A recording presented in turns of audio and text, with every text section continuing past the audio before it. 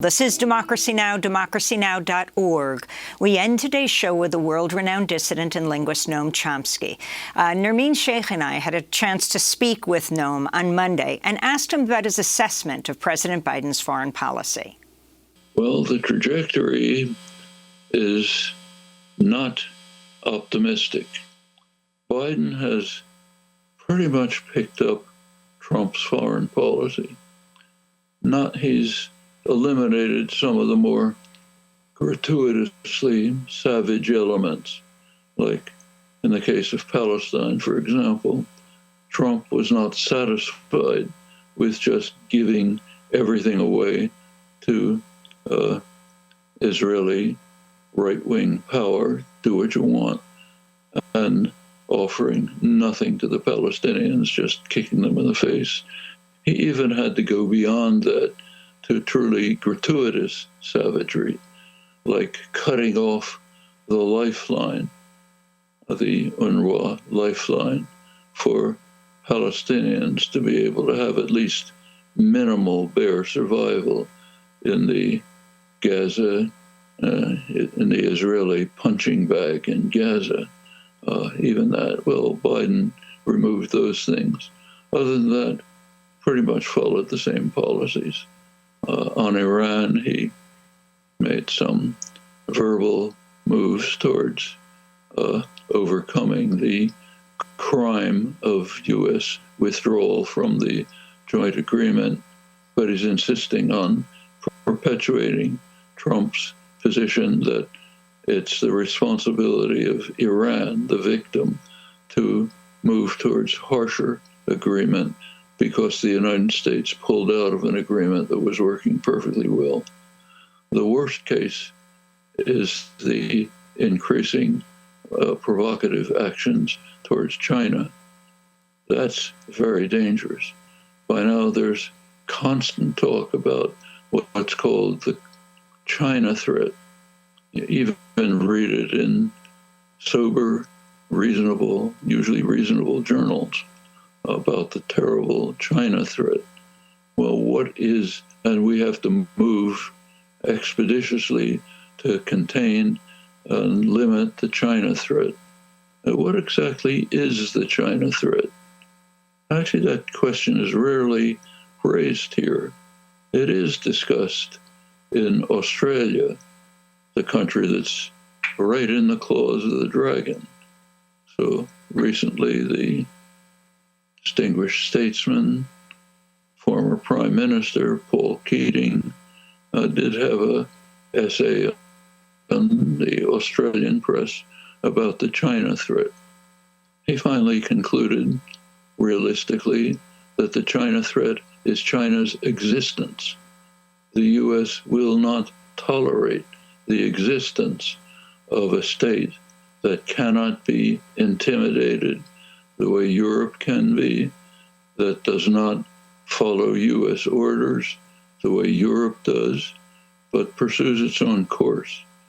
That's the threat. When we talk about the threat of China, we're talking about alleged threats at China's borders. China does plenty of wrong things, terrible things. You can make many criticisms, but are they a threat? Is the U.S.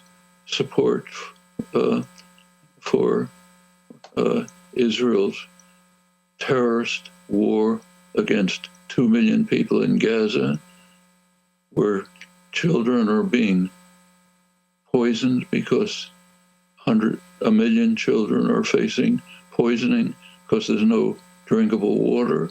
Is that a threat to China? It's a horrible crime, but it's not a threat to China. What China, serious abuses that China is carrying out are wrong. You can condemn them. They're not a threat. Right at the same time, as Keating's article, Australia's leading military correspondent, Brian Toohey, highly knowledgeable, did an assessment of the relative military power of China and in in their own region of China and the United States and its allies, Japan and Australia. It's laughable. One U.S. submarine, Trident submarine, now being replaced by even more lethal ones. One U.S. submarine can destroy almost 200 cities anywhere in the world with its nuclear weapons. China, in the South China Sea, has 4 old, noisy submarines, which can't even get out because they're contained by superior U.S. and Allied force. And in the face of this, the United States is sending a fleet of nuclear submarines to Australia. That's the AUKUS deal, Australia, UK, United States, which have no strategic purpose whatsoever. They will not even be in operation for 15 years, but they do incite China almost certainly to build up its lagging military forces, increasing the level of confrontation. There are problems in the South China Sea. They can be met with diplomacy and negotiations. The regional powers taking the lead could go into the details.